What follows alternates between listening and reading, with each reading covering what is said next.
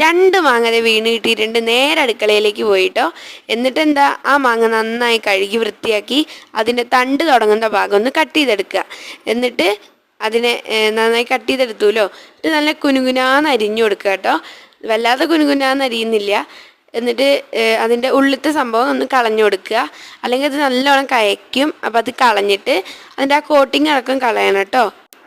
എന്നിട്ട് എന്താ, അതിനെ ആ പാത്രത്തിലേക്ക് ഇടുക. എന്നിട്ട് അടുത്ത മാങ്ങ എടുത്തിട്ട് വീണ്ടും ചെയ്ത് കൊടുക്കുക. നിങ്ങൾക്ക് എത്ര മാങ്ങ ഉണ്ടോ അത്രയും വട്ടം ചെയ്യാം കേട്ടോ. ഞാൻ ഇതിൽ ഡീറ്റെയിൽഡ് ആയിട്ട് കാണിക്കുന്നുണ്ട്. ഇതൊരുവിധം എല്ലാവരും ഉണ്ടാക്കുന്നൊരു സാധനം തന്നെയാണ്. ഞാനിന്ന് വെറുതെ മാങ്ങാക്കാലമായതുകൊണ്ട് കാണിക്കാമെന്ന് വിചാരിച്ചു. പിന്നെ അമ്മയുടെ റിക്വസ്റ്റ് പ്രകാരമാണ് നമ്മളിത് ഉണ്ടാക്കിയത്.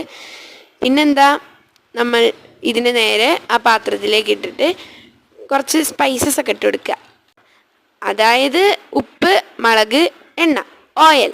അപ്പോൾ ഇതൊക്കെ ഒഴിച്ചു കൊടുക്കുക. ഞാൻ ആ മൂടിയാണ്, അത്രയും ഓയിലാണ് ഒഴിച്ചുള്ളൂ. ഇത് മിക്സ് ചെയ്തിട്ട് ഇങ്ങനെ കിട്ടും. അത്